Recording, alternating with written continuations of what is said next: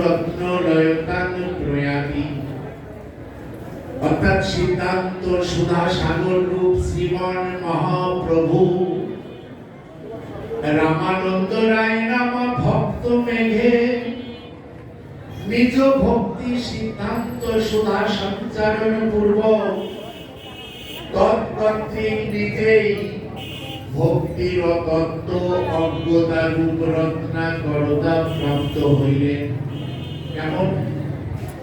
যেমন সমুদ্র থেকে অসংখ্য জলরাশি বাষ্প আকারে মেঘে উদ্দিত হয়, আর সেই মেঘ আমাদের এখানে বর্ষণ হয়, সেই জলরাশি নর্দমা দিয়ে খাল বিল নদী পথে আবার সাগরে গিয়ে পতিত হয়।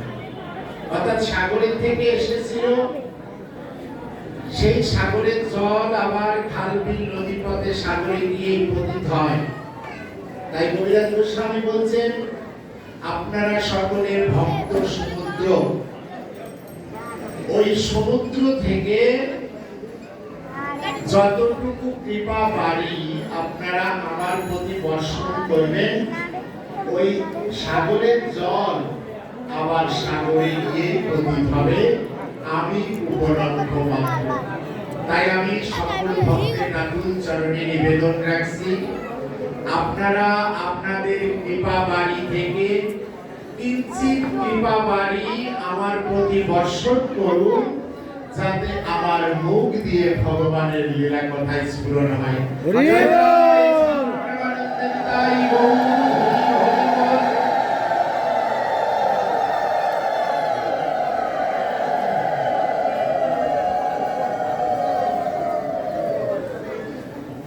আজকে যেহেতু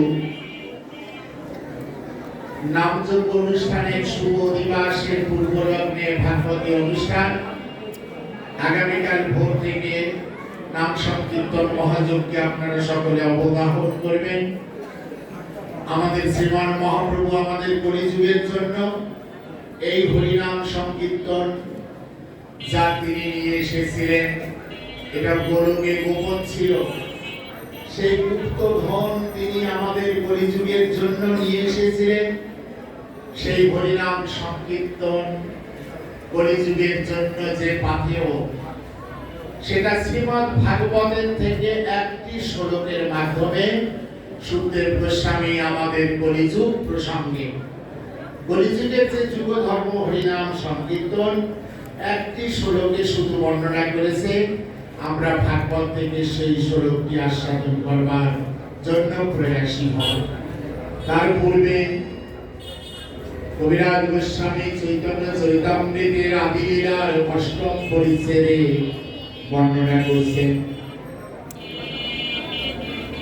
অন্তর্ধান করি কৃষ্ণ করে অনুমান, চিরকাল নাহি করি প্রেম ভক্তিদান, ভক্তি বিনা জগতের নাহি অবস্থান।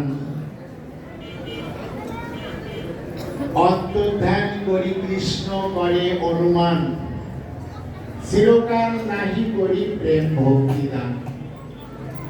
ভগবান যখন অন্তর্ধান হয়ে স্বধামের ফেরত গেছেন, জীবের কথা মনে হতেই মনে হলো আমি জগৎ জীবকে প্রেম ভক্তি